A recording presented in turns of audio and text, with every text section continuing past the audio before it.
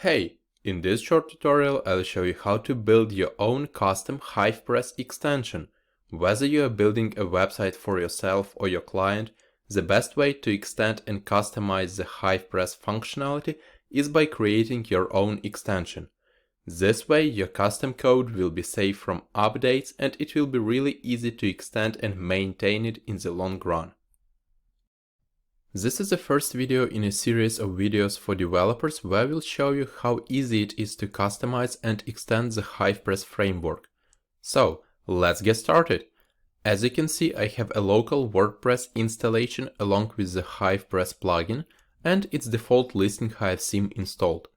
Also, I imported the Listing Hive demo content to make it easier to show how the custom code affects the website functionality.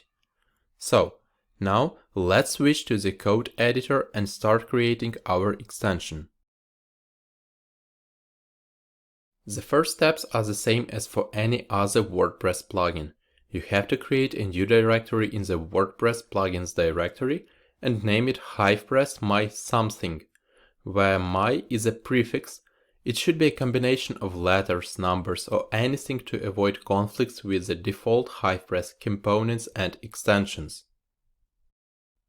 Something is the thing that this extension does, for example, favorites, messages, and reviews. Then you need to create a PHP file with the same name as the extension.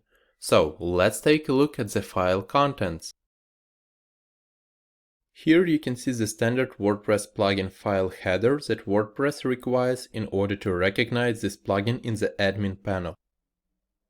You can see the plugin name and description that you can replace with your own. Also, you can see the plugin version that you have to update every time you release a new extension update. Then, you can see the extension text domain used for translatable strings and translation domain path that defines the directory name where the translation files will be stored. So, the next line in the code protects this file from accessing this file directly in case anyone tries to exit instead of the website root. And finally, this code snippet registers our extension directory and HivePress starts to recognize it as one of its own and discovers anything you put in it. So, as you can see, we add a filter to the HivePress extensions hook and our custom function receives a list of extension directories. And also add the current directory to this list. Finally, it returns a list of extension directories. Now, let's take a look if our extension is recognized in the WordPress admin panel. Let's check this in the WordPress plugins section. As you can see, our new extension is visible here and you can easily activate it. After you activate the extension, any custom code that you add to this file will be executed. So, let's get back to the code editor and try adding some custom code. It's important to know that the HivePress code base is divided into components, and if you want to add some custom functionality, you should start with creating your own component. Firstly, let's create the includes subfolder where all the custom code will be kept, and then let's create the components directory.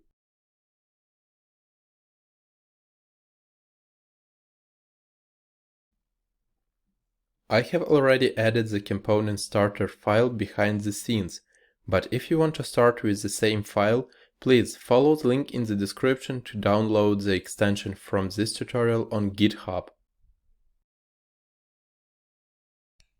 Now, let's take a look at the file contents. Here you can see the standard PHP class header, and again the line of code that protects this file from direct access. Finally, here is a component class, implementation, and since we registered our extension directory here, HivePress will automatically look for any components you add to this directory and will execute any code you add to them.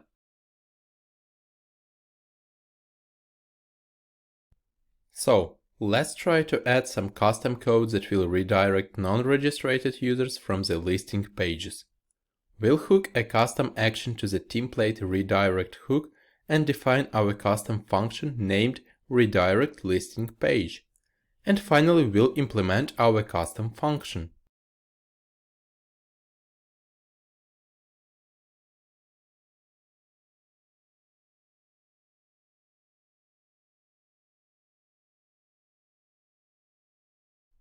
Since listings are implemented as a WordPress custom post type, we can easily check the listing page with the WordPress core function.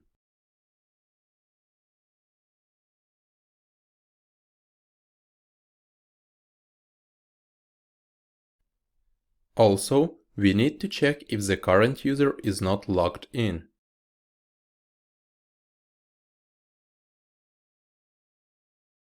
And finally, we have to redirect a user to some custom page that we'll create later.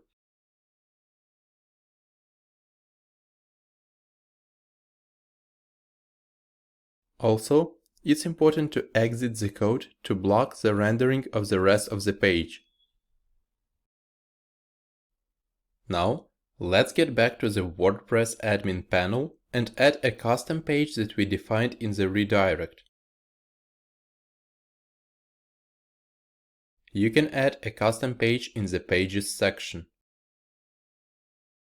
So, let's add the page title and some custom text just to check whether it works.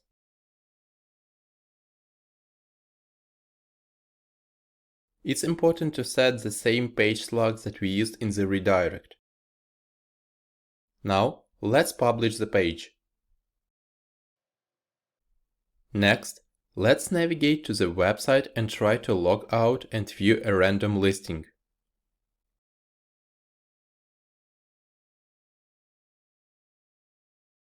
As you can see, we are redirected to the custom page we have just created, and it means that our custom code is successfully executed. So, that's all for today.